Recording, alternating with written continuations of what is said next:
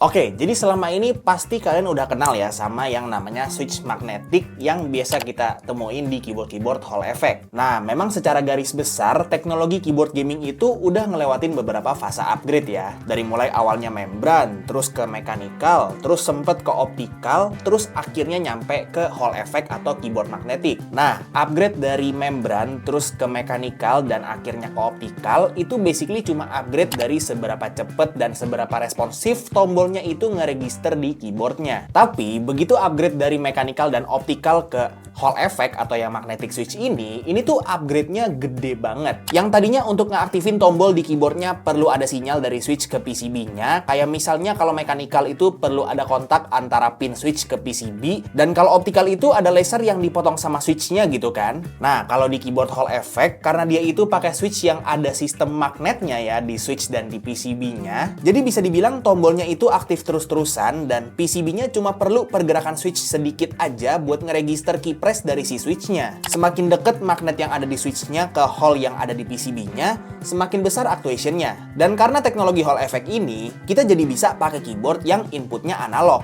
Ibaratnya kalau mechanical dan optical inputnya cuma 0 dan 1, kalau Hall Effect itu jadi 0 sampai 1.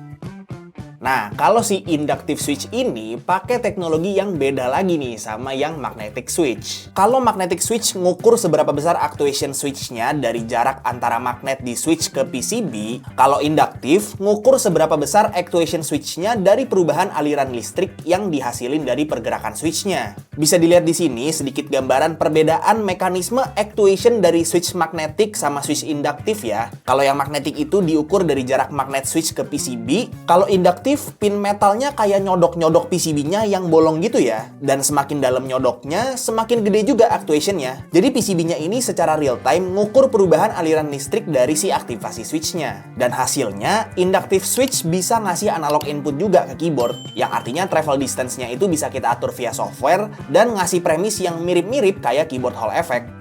Jadi TLDR-nya tuh basically keyboard induktif atau inductive switch ini punya tujuan yang sama kayak keyboard Hall Effect atau magnetic switch, cuman ya jalan kesananya aja yang beda. Nah, terus kalau gitu apa bedanya dong sama Hall Effect? Apa keunggulannya? Sebenarnya gue juga dari kemarin tuh masih belajar ya soal si inductive switch ini. Tapi setelah gue pelajarin, ternyata memang ada sedikit keunggulan dari keyboard-keyboard yang pakai si teknologi inductive switch ini ketimbang keyboard-keyboard Hall Effect yang pakai magnetic switch. Jadi seperti yang udah gue bilang tadi, kalau keyboard Hall Effect itu karena pakai magnetic switch, jadi selama keyboardnya nyala, itu PCB-nya bakal aktif terus karena nungguin sinyal yang dikasih sama pergerakan magnet switch-nya. Yang artinya, kalau teknologi Hall Effect ini diimplementasikan